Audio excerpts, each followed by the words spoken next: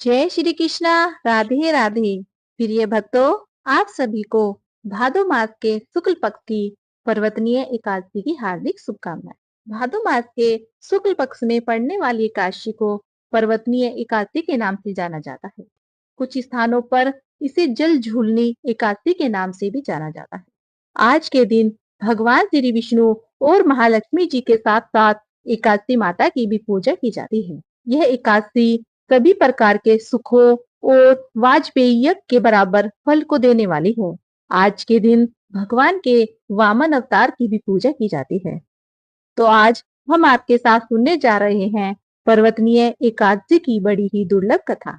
तो प्रिय भक्तों, आज आप इस पवित्र कथा को बड़ी ही श्रद्धा और प्रसन्नचित मन से सुनिए। एक बार पांडु नंदन अर्जुन ने भगवान श्री कृष्ण से कहा, हे प्रभु, भादो की शुक्ल पक्ष की एकादशी का क्या नाम है तथा उसके व्रत का क्या विधान है? उस एकादशी के उपवास को करने से किस फल की प्राप्ति होती है? हे कृष्ण, कृपया करके यह सब समझाइए। तब श्री कृष्ण भगवान ने कहा, हे पार्थ, भाद्रपद माह के शुक्ल पक्ष की एकादशी को पर्वतनीय एकादशी कहते हैं। इस एकादशी की कथा के सुनने मात्र से ही सभी पापों का शमन हो जाता है और मनुष्य स्वर्ग का अधिकारी बन जाता है। इस एकादशी की कथा से नीच पापियों का भी उद्धार हो जाता है। यदि कोई धर्मपरायण मनुष्य एकादशी के दिन मेरा पूजन करता है तो मैं उसको संसार की पूजा का फल देता हूँ। जो मनुष्य मेरी पूजा करता है उसे मेरे लोक की प्राप्ति होती है। इसमें तनिक भी संदेह नहीं है। जो मनुष्य इस दिन मेरा कमल से पूजन करता है वह अवश्य ही मेरे समीप आता है। और जो मनुष्य इस एकादशी के दिन भगवान श्री वामन जी का पूजन करता है वह तीनों देवता अर्थात श्री ब्रह्मा जी, विष्णु जी और श्री महेश जी की पूजा करता है। हे पार्थ, जो मनुष्य इस एकादशी का उपवास करते हैं उन्हें इस संसार में कुछ भी करना शेष नहीं रहता। इस एकादशी के दिन भगवान श्री विष्णु करवट बदलते हैं, इसलिए इसे परिवर्तनीय एकादशी कहते हैं। यह सुनकर अर्जुन ने कहा, हे जनार्दन, आपके वचनों को सुनकर मैं भ्रम में पड़ गया हूँ कि आप किस प्रकार सोते हैं तथा करवट बदलते हैं। आपने बलि को क्यों बांधा और वामन रूप धारण करके क्या लीलाएं की? कृपया करके आप सब कुछ विस्तार पूर्वक कहिए। तब भगवान श्री कृष्ण ने कहा, हे कुंती पुत्र अर्जुन, अब तुम सम्मत पापों का समन करने वाली इस कथा का ध्यान पूर्वक श्रवण करो। त्रेता युग में बलि नाम का एक असुर था। वह अत्यंत भक्त, दानी, सत्यवादी तथा ब्राह्मणों की सेवा करने वाला था। वह सदा यज्ञ, तप आदि किया करता था। अपनी भक्ति के प्रभाव से वह स्वर्ग में देवेंद्र के स्थान पर राज्य करने लगा। देवराज इंद्र तथा अन्य देवता इस बात को सहन नहीं कर सके और भगवान श्री हरि के पास जाकर प्रार्थना करने लगे। अंत में मैंने वामन रूप धारण किया और तेजस्वी ब्राह्मण बालक के रूप में राजा बलि पर विजय प्राप्त की। यह सुनकर अर्जुन ने कहा, हे प्रभु, आपने उस बलि को किस प्रकार जीता? कृपया करके यह सब भी विस्तार से बताइए। तब श्री कृष्ण ने कहा, मैंने वामन रूप धारण करके राजा बलि से याचना की कि हे राजन, तुम मुझे 3 पग भूमि दान में दे दो। इससे तुम्हें 3 लोक के दान का फल प्राप्त होगा। राजा बलि ने इस छोटी सी याचना को स्वीकार कर लिया और भूमि देने को तैयार हो गए। जब उसने मुझे वचन दे दिया तब मैंने अपना आकार बढ़ाया और भूलोक में पैर, भुवन लोक में जंघा, स्वर्ग लोक में कमर, महालोक में पेट, जनलोक में हृदय, तप लोक में कंठ और सत्यलोक में मुख रखकर अपने शीर्ष को ऊंचा उठा लिया। उस समय सूर्य, नक्षत्र, इंद्र तथा अन्य देवता मेरी स्तुति करने लगे। तब मैंने राजा बलि से पूछा, हे राजन, अब मैं तीसरा पग कहाँ रखूं? इतना सुनकर राजा बलि ने अपना सिर नीचे रख दिया। तब मैंने अपना तीसरा पग उसके शीश पर रख दिया और इस प्रकार देवताओं के हित के लिए मैंने अपने उस असुर भक्त को पाताल लोक में पहुंचा दिया। तब वह मुझसे विनती करने लगा। मैंने उसे कहा कि हे बलि, मैं सदैव तुम्हारे साथ रहूंगा। 2 मास के शुक्ल पक्ष की परिवर्तनीय एकादशी के दिन मेरी एक प्रतिमा राजा बलि के पास रहती है और एक क्षीर सागर में शेषनाग पर शयन करती रहती है। हे अर्जुन, दान करने के उपरांत मनुष्य को अभिमान नहीं करना चाहिए। राजा बलि ने अभिमान किया और पाताल को चला गया। इससे इस बात का बोध होता है कि अति हर कार्य की बुरी होती है। इस एकादशी को विष्णु भगवान सोते हुए करवट बदलते हैं। इस दिन त्रिलोकीनाथ श्री विष्णु भगवान की पूजा की जाती है। इस एकादशी में चावल और दही सहित चांदी का दान दिया जाता है और इस दिन रात्रि को जागरण करना चाहिए। इस प्रकार उपवास करने से मनुष्य सभी पापों से मुक्त होकर स्वर्ग लोक को जाता है। जो मनुष्य पापों को नष्ट करने वाली इस एकादशी की व्रत की कथा सुनते हैं, उन्हें अश्वमेघ यज्ञ के बराबर फल की प्राप्ति होती है। अन्य कथा के अनुसार सूर्यवंश में मानदत्ता नामक चक्रवर्ती राजा हुए। उनके राज्य में सुख संपदा की कोई कमी नहीं थी। प्रजा सुख से जीवन व्यतीत कर रही थी। परंतु एक समय उनके राज्य में 3 वर्षों तक वर्षा नहीं हुई। प्रजा दुख से व्याकुल थी। तब महाराज भगवान की शरण में जाते हैं और उनसे अपनी प्रजा के दुख दूर करने की प्रार्थना करते हैं। राजा भादों के शुक्ल पक्ष की एकादशी का व्रत करते हैं। इस व्रत के प्रभाव से राज्य में वर्षा होने लगती है और सभी के कष्ट दूर हो जाते हैं। राज्य में पुनः खुशियों का वातावरण छा जाता है। इस उत्तम व्रत का अनुष्ठान अवश्य करना चाहिए। इस जल झूलनी एकादशी के दिन जो व्यक्ति व्रत करता है, उसे भूमि दान करने और गोदान करने के पश्चात मिलने वाले पूर्ण फलों से अधिक शुभ फलों की प्राप्ति होती है। इसके बाद अर्जुन ने कहा, हे प्रभु, अब आप मुझे इस एकादशी का महत्व और विधि बताइए। तब भगवान श्री कृष्ण कहने लगे, आज के दिन माता यशोदा ने जलाशय पर जाकर मेरे वस्त्र धोए थे। इसी कारण इसे जल झूलनी एकादशी कहते हैं। और कई स्थानों पर इस दिन भगवान को पालकी यानी डोली में ले जाया जाता है, इसलिए इसे डोल ग्यारस भी कहते हैं। हे अर्जुन, अब इस एकादशी की व्रत विधि बड़े ही ध्यान से सुनो। इस एकादशी के व्रत का नियम पालन 10वीं तिथि की रात से शुरू हो जाना चाहिए और ब्रह्मचार्य का पालन करना चाहिए। एकादशी के दिन सुबह स्नान करने के बाद साफ कपड़े पहनकर भगवान वामन की प्रतिमा के सामने बैठकर व्रत का संकल्प ले। इस दिन यथासंभव उपवास करें। उपवास में अन्न ग्रहण नहीं करें। संभव ना हो तो एक समय फलाहार कर सकते हैं। इसके बाद भगवान वामन की पूजा विधि विधान से करें। भगवान वामन को पंचामृत से स्नान कराएं। स्नान कराने के बाद उनके चरणामृत को अपने परिवार के सभी सदस्यों के अंगों पर छिड़क दो और उस चरणामृत को पिए। इसके बाद भगवान को गंध, पुष्प, धूप, दीप, नैवेद्य आदि पूजन सामग्री अर्पित करें। इस दिन पूरे समय भगवान विष्णु का जाप करते रहना चाहिए और साथ ही साथ भगवान शिव और माता पार्वती का भी ध्यान करने से भी भगवान श्री लक्ष्मी नारायण की कृपा प्राप्त होती है। अगले दिन वेद पाठ करने वाले ब्राह्मणों को भोजन कराकर दान दक्षिणा दे। ऐसा करने से घर में सुख शांति ऐश्वर्य में वृद्धि होती है और निश्चित रूप से संतान सुख की प्राप्ति होती है। इस दिन सूर्य देवता को अर्घ्य अवश्य दें। केले के पेड़ की पूजा करें और गाय को चने की दाल और गुड़ अवश्य खिलाएं। रात्रि जागरण करने से जन्म जन्मों के पाप कट जाते हैं। घर आए हुए किसी भी व्यक्ति का आपको अपमान नहीं करना चाहिए। ओम नमो भगवते वासुदेवाय महामंत्र का जितना अधिक हो सके जाप करना चाहिए। भगवान को तुलसी मिश्रित जल अवश्य पिलाना चाहिए। विष्णु सहस्त्र नाम का जाप ए भगवान वामन की कथा सुने। रात को भगवान वामन की मूर्ति के समीप ही सोएं और दूसरे दिन यानी द्वादशी के दिन वेद पाठी ब्राह्मणों को भोजन कराकर दान देकर आशीर्वाद प्राप्त करें। जो मनुष्य यत्न के साथ विधि पूर्वक इस व्रत को करते हुए रात्रि जागरण करते हैं, उनके समस्त पाप नष्ट होकर अंत में वे स्वर्ग लोक को प्राप्त होते हैं।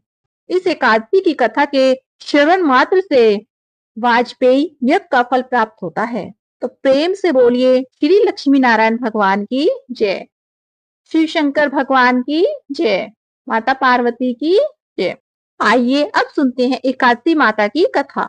तो प्रेम से बोलिए एकादशी माता की जय। सतयुग में मुर नामक एक भयंकर दैत्य था। वह बड़ा बलशाली और भयानक था। उस भयानक प्रचंड शक्तिशाली दैत्य ने इंद्र आदित्य, वसु, वायु, अग्नि आदि समस्त देवताओं को पराजित करके स्वर्ग से भगा दिया। तब इंद्र सहित सभी देवताओं ने भयभीत होकर भगवान उमापति भोले शंकर को अपने दुखों का कारण और उस भयानक दैत्य का वरदान सुनाया। देवता हाथ जोड़कर बोले, हे कैलाशवासी अविनाशी, मूढ़ दैत्य के भय से भयभीत होकर समस्त देवी देवता बेचैन हुए मृत्यु लोक में मारे मारे फिर रहे हैं। समस्त देवतागण को बेचैन देखकर और उनकी अनन्य विनय सुनकर भगवान भंडारी बोले, हे देवताओं, तीनों लोकों के स्वामी और भक्तों के समस्त दुखों का विनाश करने वाले भगवान विष्णु की शरण में जाओ।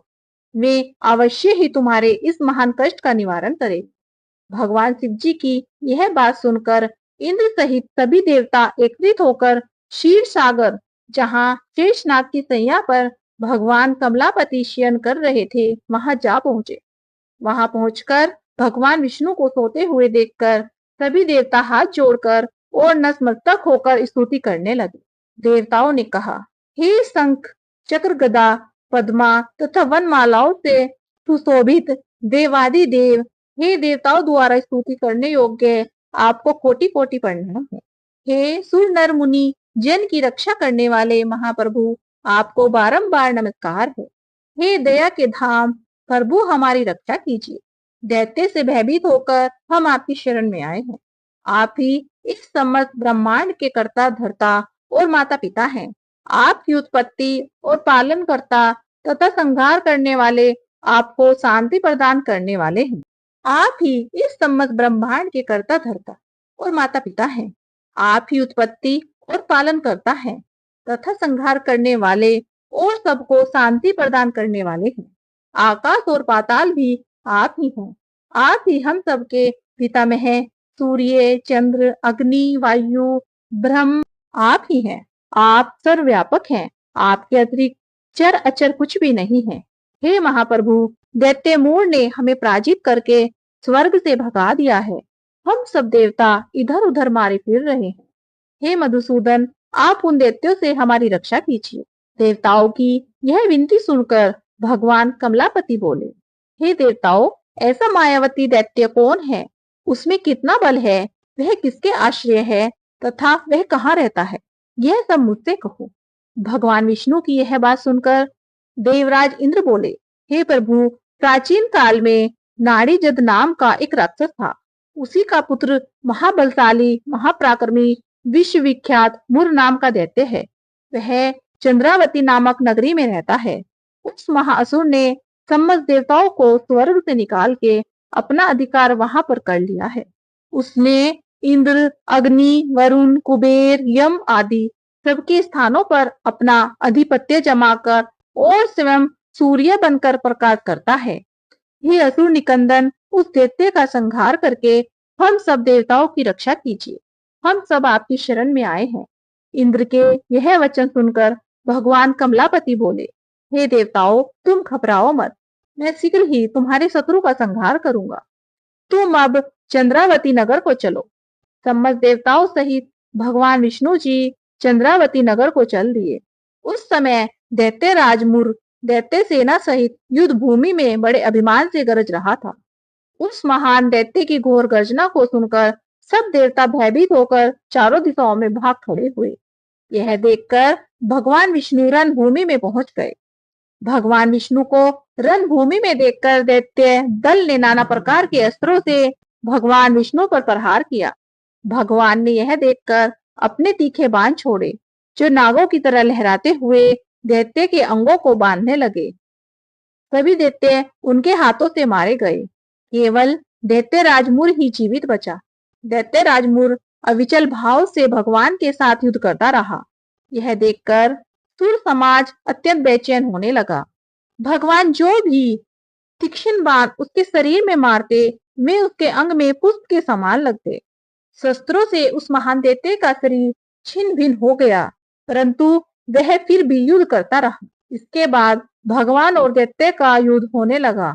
इस प्रकार 100,000 वर्ष तक दोनों का युद्ध हुआ, परंतु वह महाबली दैत्य फिर भी पराजित नहीं हुआ। तब भगवान उस मूढ़ दैत्य से लड़ते लड़ते थक गए और बद्रिकाश्रम को चले गए। वहां पर हेमवती नाम की एक सुंदर गुफा थी। भगवान विष्णु उस गुफा में विश्राम करने लगे। वह गुफा 12 योजन लंबी थी और उसका एक ही द्वार था। दैत्यराज मुर भी भगवान का पीछा करते हुए उस गुफा में पहुंच गया। वह दैत्य भगवान विष्णु को सोया हुआ देखकर उन्हें मारने का प्रयत्न कर ही रहा था कि उसी क्षण भगवान विष्णु के शरीर से एक अत्यंत तेजस्वी, अत्यंत प्रभावशाली कन्या अस्त्र शस्त्र धारण किए हुए उत्पन्न हुई। उस कन्या के बल पराक्रम को देखकर आश्चर्यचकित हुआ। मुर उसके साथ युद्ध करने लगा। उस कन्या के युद्ध कौशल, पराक्रम तथा वीरता को देखकर दैत्य ने विचार किया कि इस कन्या को इतना भयानक युद्ध करना किसने सिखाया है। यह तो बड़ा भयंकर युद्ध करती है। वह अभी विचार कर ही रहा था कि उस प्रभावशाली देवी ने एक ऐसा बाण मारा कि दैत्यराज का रथ टूटकर चूर चूर हो गया। देवी ने उसके अस्त्र शस्त्रों को काटकर टुकड़े टुकड़े कर दिए। अब वह भयानक दैत्यराज मुर मल युद्ध करने लगा, परंतु देवी ने धक्का मारकर उसे मूर्छित कर दिया। जब वह दैत्य मूर्छा से जागा तो उस कन्या ने उसका सिर काट डाला। इस प्रकार वह दैत्य तो पृथ्वी पर गिरकर मृत्यु को प्राप्त हुआ और बाकी दैत्य भयभीत होकर पाताल लोक को छोड़कर भाग गए।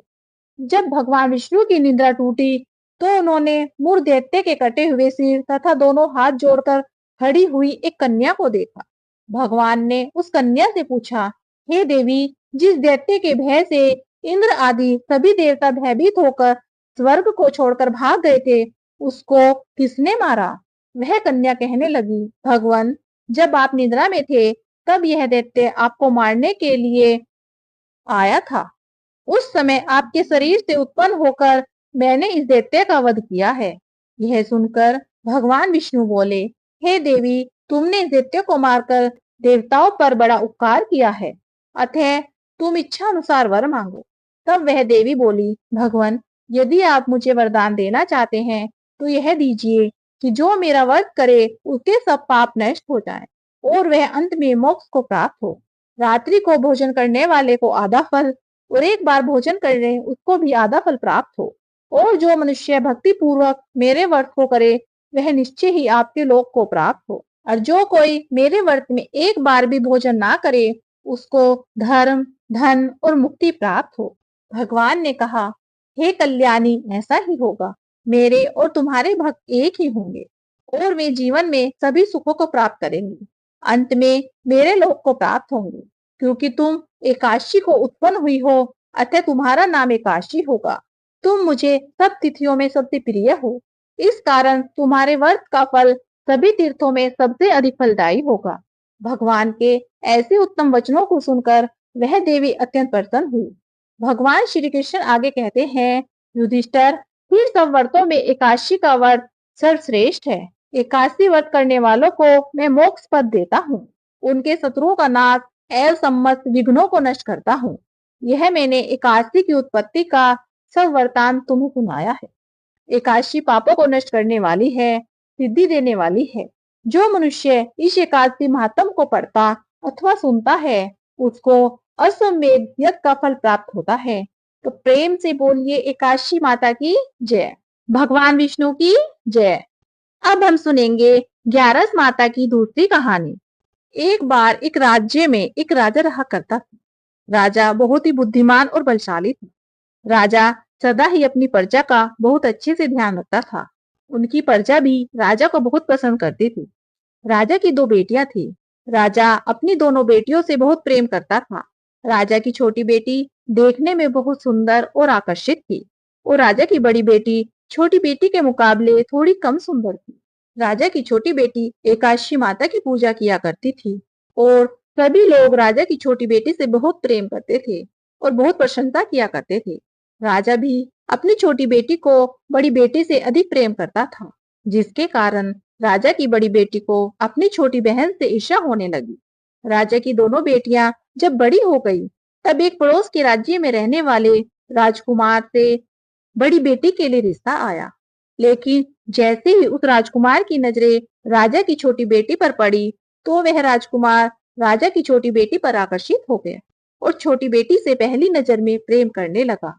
उस राजकुमार ने राजा की बड़ी बेटी के साथ विवाह करने से मना कर दिया।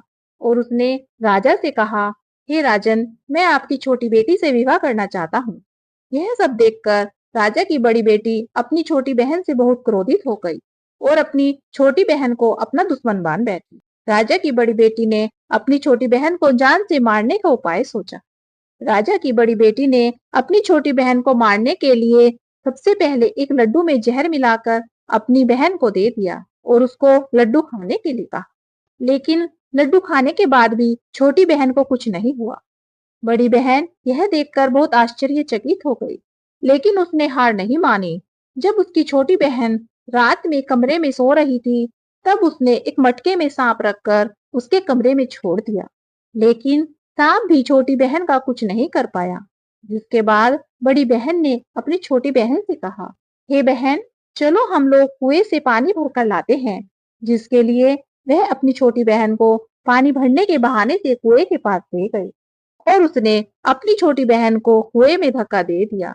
लेकिन छोटी बहन को तब भी कुछ नहीं हुआ, क्योंकि वह हर बार ग्यारस माता का व्रत करती थी, इसलिए ग्यारस माता उसकी रक्षा कर रही थी। उधर बड़ी बहन अपने सारे प्रयास करने के बाद भी असफल हो रही थी, जिससे वह अब और भी अधिक क्रोधित हो गई। फिर उसने अपनी छोटी बहन के पास जाकर प्रेम पूर्वक उससे प्रश्न किया, हे मेरी छोटी बहन, क्या तुमको पता है, भगवान ने सबकी मृत्यु एक निश्चित समय पर लिखी है और वह कैसे होगी यह भी निश्चित किया है। क्या तुम जानती हो तुम्हारी मृत्यु कैसे होगी? तब छोटी बहन ने कहा, हाँ दीदी, मैं तो जानती हूँ मेरी मृत्यु कैसे होगी। छोटी बहन के मुख से यह सब बातें सुनकर बड़ी बहन मन ही मन बहुत प्रसन्न होने लगी। उसने अपनी छोटी बहन से कहा, तो तुम बताओ मुझे तुम्हारी मृत्यु का राज क्या है? तब छोटी बहन ने अपनी बड़ी बहन से कहा, मेरी मृत्यु तो एक तोते में है। जो तोते के गले में एक हार है, उसमें मेरी मृत्यु है। यदि कोई व्यक्ति तोते को मारकर उस हार को अपने गले में पहन लेगा, तो मैं मूर्छित हो जाऊंगी और जैसे ही उस हार को अपने गले से उतारेगा, तो मैं वापस से जीवित हो जाऊंगी। अपनी छोटी बहन की मृत्यु का राज जानकर बड़ी बहन बहुत खुश हुई और उसने अपनी छोटी बहन को मारने के लिए उसके पालतू तोते को ढूंढना शुरू कर दिया। छोटी बहन को इस बात का आभास हो गया था, कोई उसकी जान लेना चाहता है, जिसके लिए वह अपने पिताजी के पास गई और उसने अपने पिता से कहा, पिताजी, मेरी मृत्यु के बाद आप मुझे जलाना मत। मुझे अपनी पुरानी हवेली में एक पलंग पर लिटा कर छोड़ दीजिएगा। अपनी छोटी लड़की की यह बातें सुनकर राजा को बड़ा आश्चर्य हुआ। राजा ने अपनी छोटी बेटी से पूछा, बेटी, तुम यह सब क्या कह रही हो? तब राजा की छोटी बेटी ने बताया, पिताजी, समय किसी के लिए नहीं रुकता। कब क्या किसको हो जाए, इसका किसी को कुछ नहीं पता। फिर राजा ने अपनी छोटी बेटी से कहा, बेटी, तुम ऐसी बातें क्यों करती हो? 2-3 दिन के बाद तो तुम्हारा विवाह है।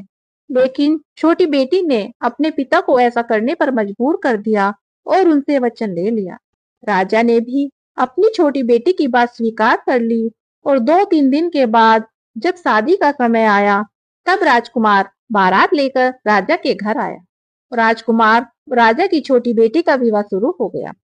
जैसे ही राजा की छोटी बेटी राजकुमार के साथ फेरे लेना शुरू हुई, तो उसकी बड़ी बहन अपनी छोटी बहन के कमरे में जाकर उसके तोते को पकड़ लेती है और उसको जान से मार देती है। तोते के गले में जो हार था, उसको अपने गले में धारण कर लेती है और जैसे ही बड़ी बहन उस हार को अपने गले में पहनती है, तो उधर छोटी बहन 3.5 फेरे ले ही पाती है और बेहोश होकर गिर जाती है। जिसके बाद राजा ने बड़े बड़े हकीमों को बुलाया और अपनी छोटी बेटी का इलाज करने के लिए कहा। राजा की बात सुनकर तब वैद्य ने छोटी बेटी को देखा तो राजा को बताया कि आपकी छोटी बेटी ना तो जीवित है और ना ही मरी है। ऐसा हम पहली बार देख रहे हैं। राजा ने वैद्य और हकीम को यह बात राज्य से बाहर बताने से मना कर दिया। उनको कहा, अगर तुमने यह बात किसी को बाहर बताई तो हम तुमको फांसी दे देंगे। राजा ने अपनी छोटी बेटी को पुराने महल में जाकर एक पलंग पर लेटा दिया और वहां पर कुछ सैनिकों को तैनात कर दिया। इसके बाद राजा अपने महल पर वापस आ गए। राजा की बड़ी बेटी अपने पिताजी के पास आई और कहने लगी, पिताजी, अगर यह शादी संपन्न नहीं हुई तो आपकी इज्जत का क्या होगा? आप कहें तो मैं आपकी इज्जत बचाने के लिए इस राजकुमार से शादी करने के लिए तैयार हूँ। जिसके बाद राजा ने अपनी बड़ी बेटी की बात मान ली। राजा ने बड़ी बेटी को छोटी बेटी के कपड़े पहनाकर मंडप में भेज दिया। लेकिन राजकुमार यह जान गया कि यह राजा की छोटी बेटी नहीं, बल्कि यह राजा की बड़ी बेटी है। लेकिन जब राजकुमार ने शादी करने से मना किया, तो सभी लोगों ने राजकुमार को बेबस करके राजा की बड़ी बेटी से बचे हुए फेरों को संपन्न करा दी और विवाह संपन्न हो गया। जिसके बाद राजकुमार राजा की बड़ी बेटी को अपने महल में ले आया। विवाह होने के बाद राजकुमार उससे ना तो बात करता था, ना उसे पसंद करता था और ना ही उसके आसपास भटकता था। और राजकुमार ने यह फैसला लिया था कि वह अपनी प्रेमिका को ढूंढ कर रहेगा और यह जानकर रहेगा कि उसके साथ क्या हुआ है। एक दिन राजकुमार अपने घोड़े पर सवार होकर राजा के पुराने महल के पास पहुंचा, जहां पर उसने कुछ सैनिकों को देखा। महल के पास पहुंचकर राजकुमार ने जब महल को ध्यान से देखा, तो वह समझ गया यह तो हमारे ससुर जी का महल है। जब राजकुमार ने सैनिकों से पूछा, तुम लोग यहाँ क्या कर रहे हो और इस महल के अंदर इस पलंग में कौन लेटा है? उसके बाद सैनिकों ने बताया, यहाँ पर राजा की छोटी बेटी लेटी हुई है। यह सुनकर राजकुमार बहुत प्रसन्न हो गया और वह तुरंत ही अपनी प्रेमिका के पास पहुंच गया और उसकी सेवा करने लगा। जैसे ही रात हुई, तो राजा की छोटी बेटी उठकर खड़ी हो गई। राजकुमार यह देखकर बहुत खुश हो गया और उसने अपनी प्रेमिका से पूछा, तुम यहाँ क्या कर रही हो? तुम मेरे साथ चलो, घर चलो। राजा की छोटी बेटी ने राजकुमार को सारी बात बता दी कि मेरी जान एक तोते में बसती थी और मैंने यह बात सिर्फ अपनी बड़ी बहन को बताई थी और मुझे पता है उसने ही मुझे मारने का प्रयास किया है। उसके पास एक हार है जिसको वह सुबह पहन लेती है, रात को उतार देती है। जब तक वह हार को पहन कर रखती है, तब तक मैं मूर्छित रहती हूँ और जैसे ही वह हार को उतार देती है, तो मैं जीवित हो जाती हूँ। और जब तक मेरी बड़ी बहन के पास वह हार रहेगा, तब तक मैं ऐसे ही जीवित और मूर्छित होती रहूंगी। अगर मेरी बड़ी बहन के पास जो हार है वह मेरे पास आ जाए, तो मैं हमेशा के लिए जीवित हो जाऊंगी। राजकुमार यह सब बातें सुनकर राजा की छोटी बेटी के पास रहने का निर्णय कर लेता है और उससे अपने बचे हुए सारे फेरे उस पलंग में लेटी हुई राजकुमार की छोटी बेटी के साथ पूरे कर लेता है और अपना विवाह पूर्ण कर लेता है और वहीं पर रहने लगता है। देखते ही देखते कुछ समय बीत जाता है। कुछ समय बाद राजा की छोटी बेटी गर्भवती हो गई। एक दिन राजकुमार को किसी काम से बाहर जाना पड़ा। तब छोटी बहन के पेट में बहुत तेज दर्द होने लगा, जिसके बाद उसने माता का आह्वान किया। जिसके बाद वहां माता प्रकट हुई और उन्होंने अपने भक्त के दर्द को दूर किया और उसे एक पुत्र की प्राप्ति करवाई। उसी समय वहां पर अचानक से राजकुमार भी आ गया। राजकुमार ने ग्यारस माता को देखा तो वह आश्चर्यचकित हो गया और उसने तुरंत ही ग्यारस माता को प्रणाम किया और ग्यारस माता ने राजकुमार से कहा, जब तुम्हारा पुत्र 5 वर्ष का हो जाए, तो तुम आकर अपनी पत्नी का हार इसके गले में डाल देना। और ऐसा कहकर ग्यारस माता वहां से अंतर ध्यान हो गई। देखते ही देखते समय बीत गया और राजकुमार और छोटी रानी का बेटा 5 वर्ष का हो जाता है। राजकुमार अपने बेटे से कहता है, बेटा मैं कुछ काम से बाहर जा रहा हूँ, तुम अपनी माता का ध्यान रखना, और वहां से चला जाता है। राजा को बाहर निकलता देखकर बड़ी बहन के सैनिक बड़ी बहन को जाकर सारी बात बता देते हैं। जिसके बाद बड़ी बहन अपनी छोटी बहन के पुत्र को वहां से उठवा लेती है और उसको मरवा देती है। छोटी बहन के बेटे के 2 टुकड़े करवा देती है। पहला टुकड़ा चक्के के पास छुपा देती है और दूसरा टुकड़ा अपने पलंग के नीचे रख देती है। अब ग्यारस माता भिखारिन का रूप लेकर आती है और एक भिखारी का रूप रखकर बड़ी बहन के पास जाती है। जिसके बाद वहां पर भिक्षा मांगने लगती है। बड़ी बहन अपने नौकर से कहती है, जाकर भिक्षा दे दो।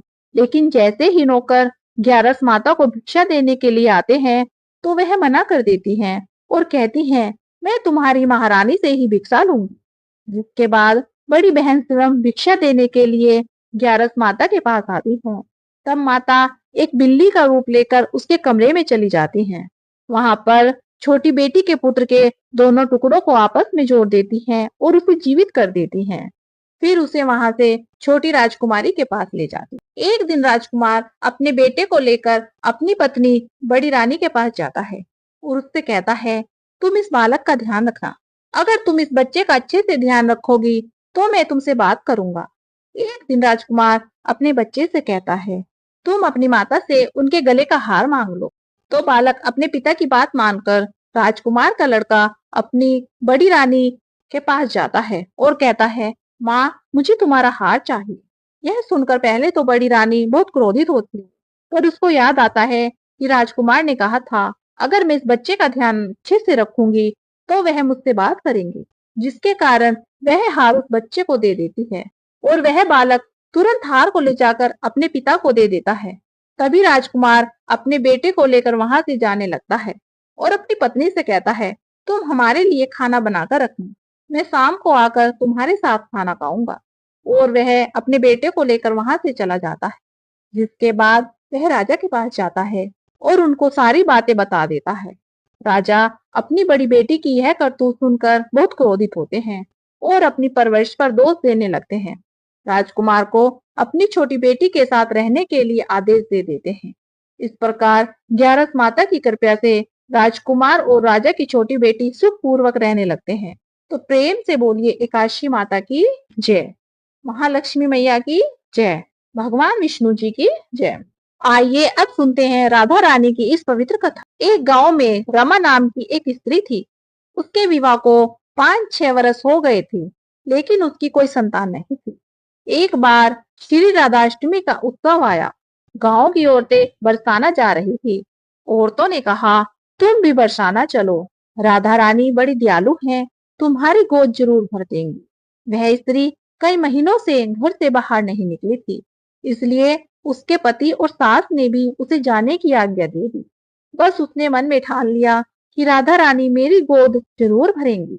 जिस दिन उसे जाना था उस दिन उसके पैर में चोट लग गई। उससे चला भी नहीं जा रहा था। फिर भी वह स्त्रियों के संग यात्रा पर चली गई।